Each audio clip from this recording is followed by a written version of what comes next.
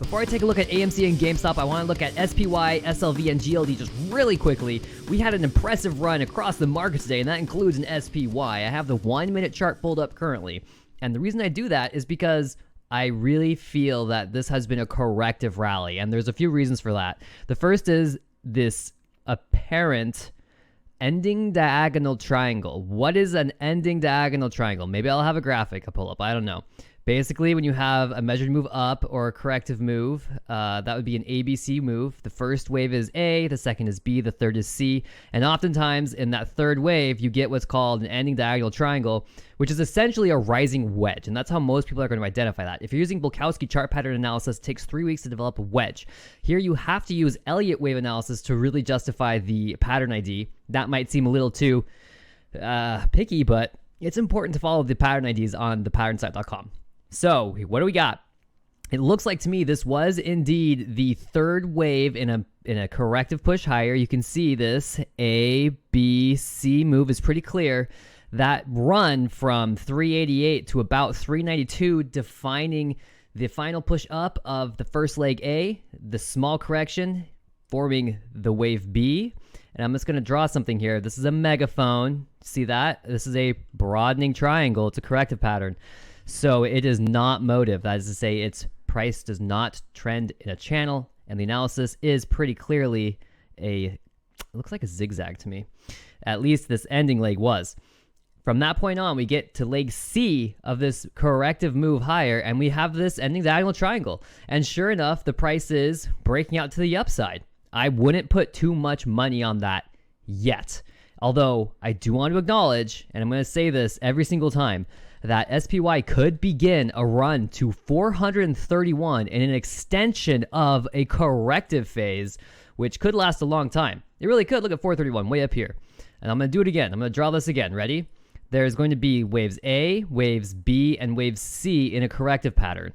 I believe we have one of those legs A here, wave B here, and then you see in big yellow here, this would be that wave C. That is very common to see an ending diagonal triangle like this in a corrective uptrend in wave C, that third wave. And I believe that's what we're seeing on a smaller time frame through here. I believe this pattern is fractaling and that we are going to see a further spill downward. That said, if inflation data comes in really sweet, really low, who knows? The market could jump to 431 like a heartbeat. And guess what? I'd still be saying the same thing, except I'd be just describing those waves to be a little bigger. Wave A would come up to here. Wave B would just be the dip from that point till recently, and then the move up to 431. So regardless of which way SPY moves, I think we are still in a long-term multi-year downtrend leading to new lows ultimately. But it's possible that SPY hits 431 before setting a new low.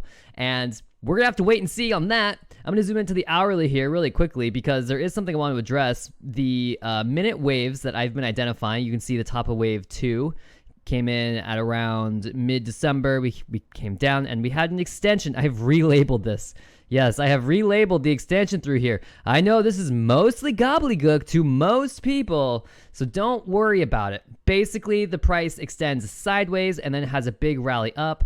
This is how a combination 3, I think it's called, works, where you have extension of a correction ending with a new local high or low. What I was calling wave 1 here, minute wave 1, ended at 392. The bounce formed wave, minute wave 2, minute wave 1 came down to 392. Minute wave 2 came up to 405, and then I think we're starting an extension of minute wave 3, right? So minute wave 3 may actually still be in development, and this could all just be 1 of 3, 2 of 3, 3 of 3, in which case it'd make more sense to relabel this, take this minute wave 4 away, and pull it somewhere else. Because the fourth minute wave can't overlap wave 1.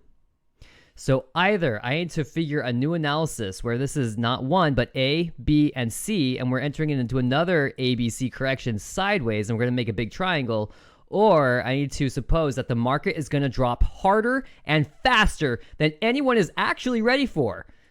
We'll see what happens. What is certain, though, is that minute wave 4 has been successfully broken. And so either we get a third wave extension heading lower, stronger, faster, harder, or the price bounces. Now let's go to AMC. AMC made a big move too. I wasn't really sure which way the price was going to go from here in this triangle, and I was pretty open about that. It pushed up.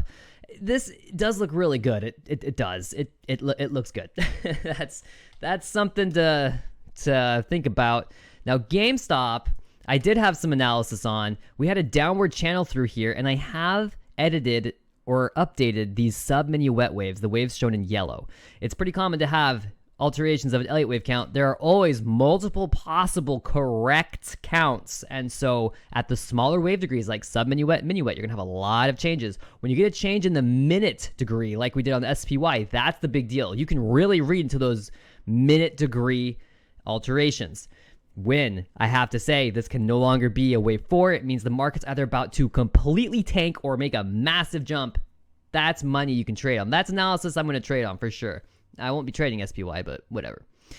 Okay, GameStop comes down and had a big ABC move. I was forecasting a little dip. I thought it might come down a little further, but I was acknowledging that this small dip we saw on the 9th could have been just the very end before we saw a big push up into minute wave 4, which could lead up to $20. I've been saying that. This is that move. I was not surprised to see GameStop move higher, and it makes sense when AMC followed alongside with it, right?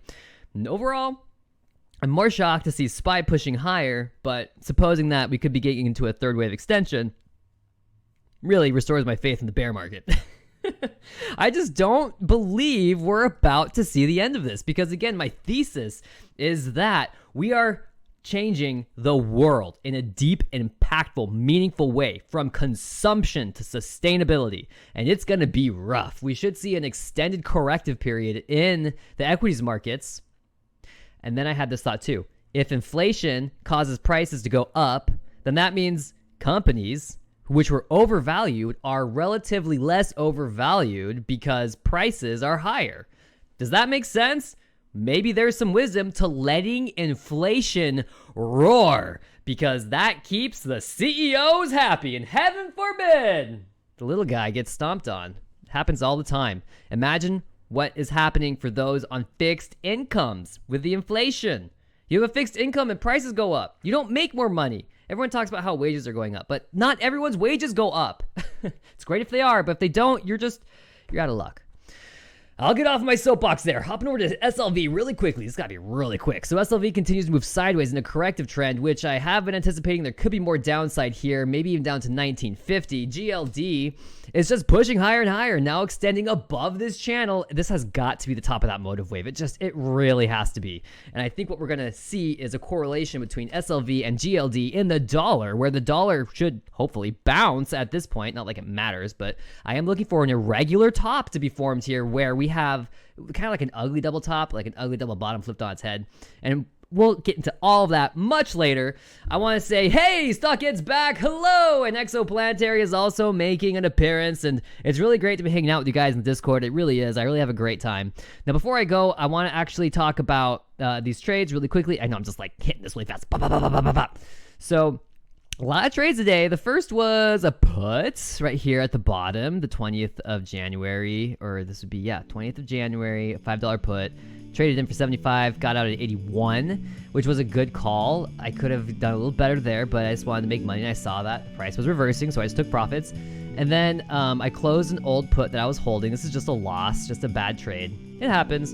And then I did something funny. I bought a put, a $4 put, and a $6.50 call expiring this Friday for a total of $13. It's a gamble. It's a straight gamble. I am not embarrassed by it. I like to play in the markets. That's what I like to say. So that call should be doing pretty good. What's that call currently at? There it is. It's up $4.50. So hey, if we do get an extension heading higher in SPY, the meme stocks will explode, and I'll take profits quick. Otherwise, the $4 put might make a comeback. We'll see tomorrow.